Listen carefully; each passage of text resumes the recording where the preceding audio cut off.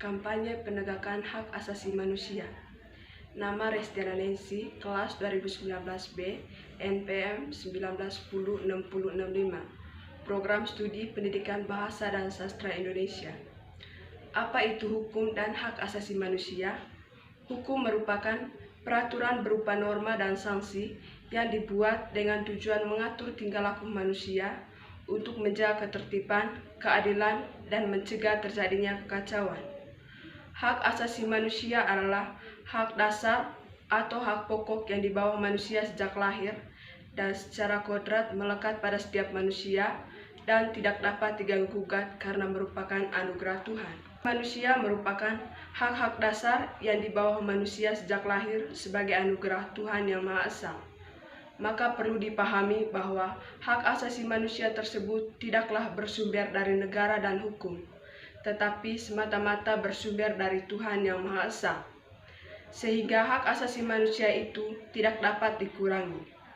Oleh karena itu, yang diperlukan dari negara dan hukum adalah suatu pengakuan dan jaminan perlindungan terhadap hak asasi manusia tersebut. Bagaimanakah upaya pemerintah terhadap penegakan hak asasi manusia di Indonesia? Yang pertama, membentuk Komisi Nasional HAM. Hak asasi manusia adalah hak dasar yang dimiliki manusia. Hak ini bukan diberi oleh masyarakat atau negara. Karena itu, hak asasi tidak dapat dihilangkan atau dinyatakan tidak berlaku oleh negara. Yang kedua, pembentukan instrumen HAM. Pembentukan instrumen HAM adalah alat yang digunakan untuk menjamin perlindungan dan penegakan HAM. Instrumen ini berupa peraturan perundang-undangan dan lembaga-lembaga penegak HAM, seperti Komnas HAM dan Pengadilan HAM. Tujuan dari instrumen HAM yaitu untuk menjamin kepastian hukum dan memberikan aturan atau arahan yang jelas dalam penegakan HAM. Yang ketiga, pembentukan Pengadilan HAM. Pengadilan HAM merupakan pengadilan yang dibentuk secara khusus untuk menangani pelanggaran HAM berat. Pengadilan ini dibentuk berdasarkan Undang-Undang RI Nomor 26 Tahun 2000. Tujuan adanya pengadilan HAM yaitu agar dapat melindungi hak asasi manusia, baik perseorangan maupun masyarakat. Tidak hanya itu, pembentukan pengadilan ini dapat menjadi dasar dalam penegakan kepastian hukum, keadilan, dan perasaan aman, baik perseorangan maupun masyarakat. Jelaskan hambatan-hambatan dalam upaya penegakan hak asasi manusia.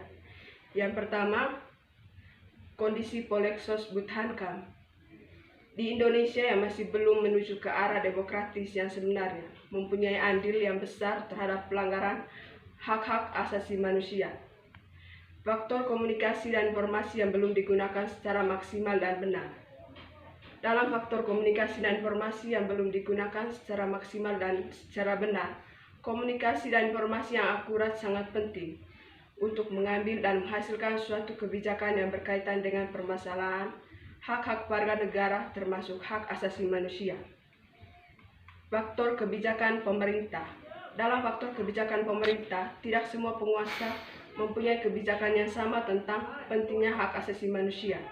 Seringkali mereka lupa, bahkan tidak menghiraukan masalah tentang hak-hak masyarakat dalam menentukan kebijakan.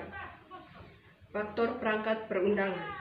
Dalam faktor perangkat perundang-undangan tentang hak asasi manusia di Indonesia sudah banyak.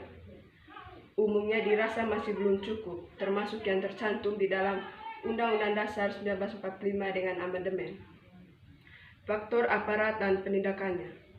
Dalam faktor aparat dan penindakannya, masih banyaknya permasalahan pada birokrasi pemerintahan Indonesia, tingkat pendidikan dan kesejahteraan. Sebagian aparat yang dinilai masih belum layak. Aparat penegak hukum yang mengabaikan prosedur kerja sering membuka peluang terjadinya pelanggaran hak asasi manusia. Mari tegakkan hak asasi manusia.